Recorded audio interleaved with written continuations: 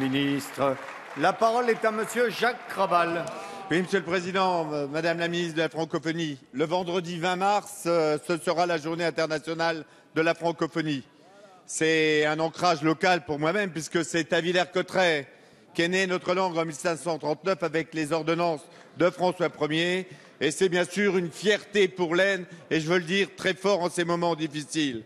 Notre langue, c'est notre identité, c'est ce qui nous rassemble, mais c'est aussi l'ouverture sur le monde. Et c'est surtout le refus du repli sur soi.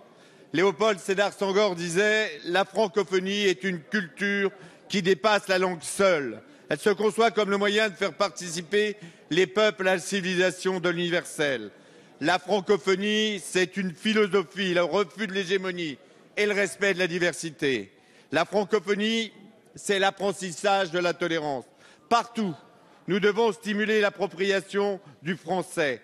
Non, la francophonie n'est pas une idée ringarde, mais c'est bien une idée d'avenir. Le nombre de francophones pourrait atteindre 700 millions en 2050, dont 85% en Afrique.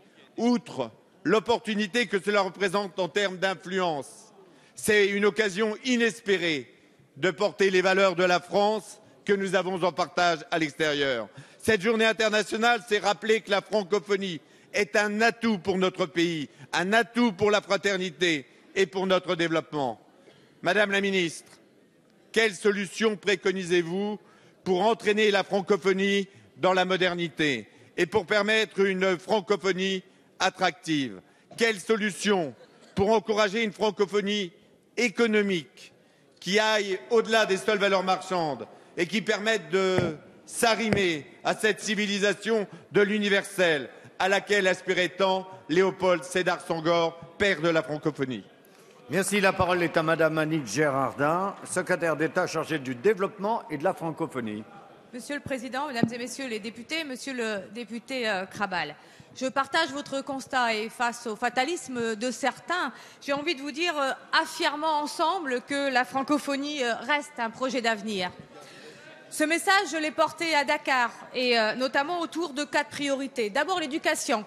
Vous disiez 700 000 locuteurs francophones d'ici 2050. Oui, à condition qu'on relève le défi de l'éducation.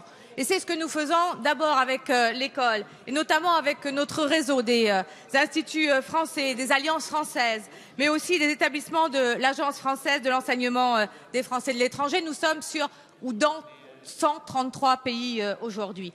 Ensuite, le numérique. Parce que la francophonie moderne, elle doit bien sûr profiter de toutes les opportunités du numérique et nous avons lancé le programme des 100 000 professeurs pour l'Afrique et nous allons élargir l'offre universitaire numérique à l'initiative de Geneviève Furazo à qui je veux rendre ici hommage.